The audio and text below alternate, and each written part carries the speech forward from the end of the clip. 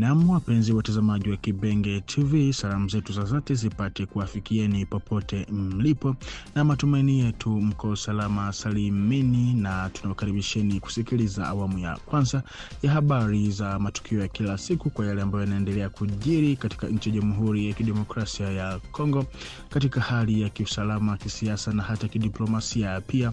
Lakini kwa hivyo tutakwenda kuangazia hali ya kiusalama, ambako tukianzia huko mkoani Kivu Kusini, hali ya usalama ilikuwa ni tete kutokana na mapigano ambayo yalikuwa yamezuka hiyo jana Jumanne tarehe 17 Machi mwaka huu, ila hadi sasa hali imeamka ya ukimya kwenye mstari wa mapambano, na huku ikisadikika kuwa nafasi na ngome zote za pande zote mbili kubaki kwa ujumla bila mabadiliko katika muhimili ama akse ya Uvira na Bukavu, huku kila upande ukiendelea kushikilia nafasi zake za awali bila kusonga mbele kwa kiwango kikubwa.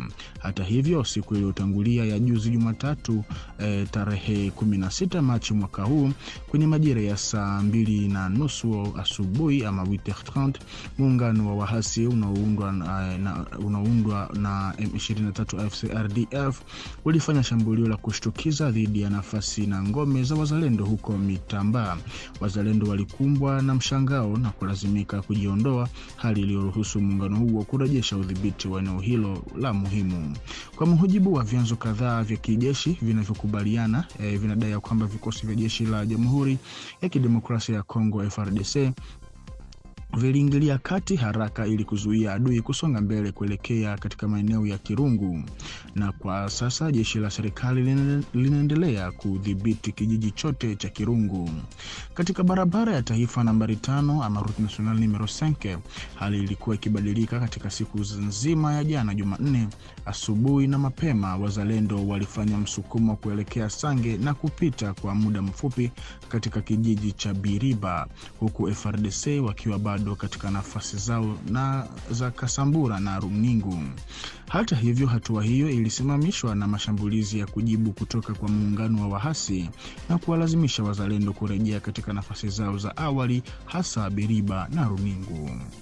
Kwa mujibu wa msemaji wa Operation Sokola du Sud katika mkoa wa Kivu Kusini, Bwana Lieutenant Buikalo Njirigan amedai kuwa hakuna tukio kubwa la kiusalama lililoripotiwa katika eneo hilo, ambapo vikosi vya serikali vinaendelea na jukumu lao la kulinda usalama.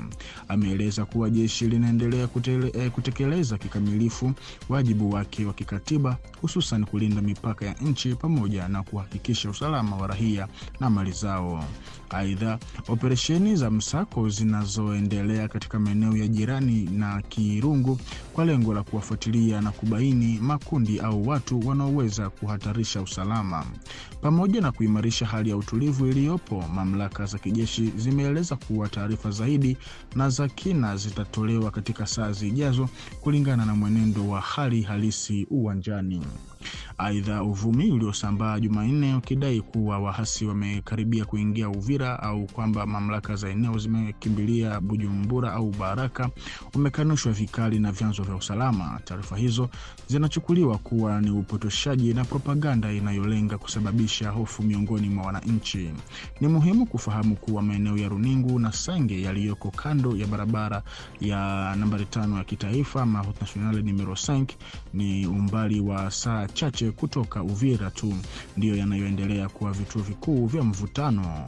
Tangu kujiondoa kwa awali kwa muungano wa wahasi kutoka mji wa Uvira, hakuna maendeleo makubwa yaliyoshuhudiwa zaidi katika maeneo hayo.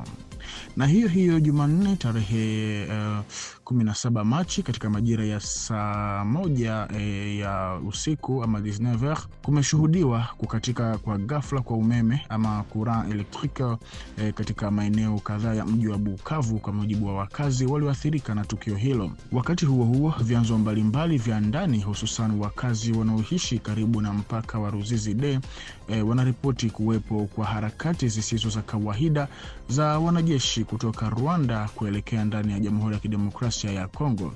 Harakati hizo zinaripotiwa kuonekana katika eneo la bwawa la kuzalisha umeme ama barrage, ambalo ni sehemu nyeti iliyo mpakani. Kwa mujibu wa taarifa hizo, baadhi ya mashuhuda wanadai kuwa wameona wanajeshi wanaodhaniwa kuwa wanajeshi wa Rwanda wakivuka kuelekea upande wa Kongo. Hata hivyo, hadi sasa hakuna uthibitisho rasmi uliotolewa na mamlaka husika. Hali bado haijawa wazi na inaendelea kubadilika katika mazingira ya usalama ambayo tayari ni tete katika mkoa wa Kivu Kusini. Vyanzo hivyo vinatoa wito wa tahadhari kuhusu usambazaji wa taarifa hadi pale zitakapothibitishwa na vyanzo huru au kutolewa taarifa rasmi. Na huko mjini Uvira hiyo jana tarehe 17 Machi mwaka 2026, mkutano mkubwa wa kimkakati ulifanyika ukihusisha viongozi wakuu wa mkoa na wilaya, ikiwemo gavana wa Kivu Kusini Jean-Jacques Purusi na meya wa jiji la Uvira Kifara Kapenda Kiki. Lengo la mkutano huu ilikuwa ni kufanya tathmini ya miradi ya miundombinu ya barabara muhimu kwa mkoa. Wakati wa kikao hicho, mada kadhaa muhimu ziliibuliwa kama vile kurekebisha kazi za barabara ya nambari 30 ama route nationale numero 30, na injinia anayesimamia mradi huo alihakikisha kwamba ukarabati wa barabara hiyo inayounganisha Uvira na Burundi itaisha ndani ya miezi 8.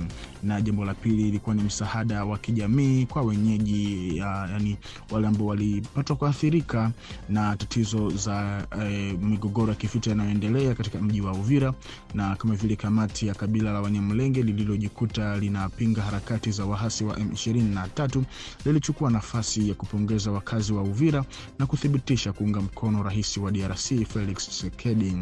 Na tatu ilikuwa ni kuzungumzia hali ya miradi mingine ya barabara, hasa route nationale numero 5, na hapo waziri wa miundombinu alithibitisha kwamba kazi tayari zimeanza na kwamba ukarabati wa barabara ya kitaifa numero 5 utaanza wiki hii, ila sehemu ya Kasenga tayari ipo kwenye hatua za utekelezaji. Ili kuashiria rasmi uzinduzi wa mradi hii, Gavana Purusi alitembelea eneo la mradi akiketi kwenye gari la ujenzi, ikionyesha ishara ya jitihada na kujitolea kwa viongozi katika utekelezaji haraka wa miradi hii ya kimkakati kwa mkoa. Na jeshi la Jamhuri ya Kidemokrasia ya Kongo FARDC linaripotiwa kukamata viongozi wawili wa makundi ya silaha wanaojitambulisha kama majenerali wanaodaiwa kuhusika katika mapigano ya hivi karibuni yaliyosababisha vifo katika eneo la Kalehe mkoani Kivu Kusini. Kwa mujibu wa taarifa zilizoripotiwa na vyombo vya habari vya ndani, vinadai kwamba waliokamatwa ni Kirikicho Mirima anayejulikana kama Mwanamai, mwanachama wa muungano wa Coalition des Patriotes Congolais Kopako, pamoja na Musubao Kalimba maarufu kwa jina la Kasilasi. Kwa mujibu wa jeshi, watu hawa wawili wamekamatwa kwa tuhuma za tabia zisizo za kijamii na zisizo za kizalendo baada ya mashauriano kufanyika na viongozi wengine wa makundi ya wazalendo.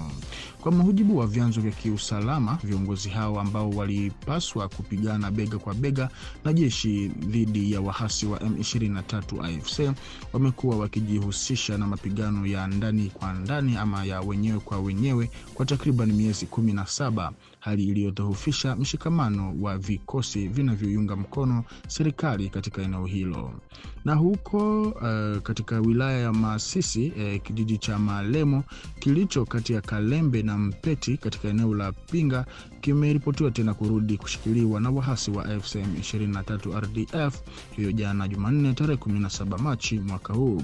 Kwa mujibu wa vyanzo vya ndani, vinadai kwamba kijiji hiki kilipatikana tena mikononi mwa makundi ya kujilinda ya wapiganaji wa wazalendo siku chache zilizopita kabla ya kurudi kushikiliwa tena kutokana na mashambulio mapya ya wahasi. Na mabadiliko haya ya haraka yanaonyesha udhaifu wa udhibiti wa eneo hili la Kivu Kaskazini, ambapo mapigano ya mara kwa mara husababisha mabadiliko ya mara kwa mara ya nafasi ama ngome ya kati ya vikosi vinavyohusika. Na kwa taarifa hii, mpenzi mtazamaji wa Kibenge TV, ndiko ambako tunakwenda kuweka nukta kwa awamu ya kwanza ya habari za matangazo ya habari za matukio ya kila siku kwa yale ambayo yanaendelea kujiri nchini, na kwa kuzidi kufaidi zaidi habari motomoto kutoka kwetu, tunakusihi uambatane nasi hapa kwenye channel yetu ili uhabarike zaidi. Tukutane kwa majaliwa. Asante.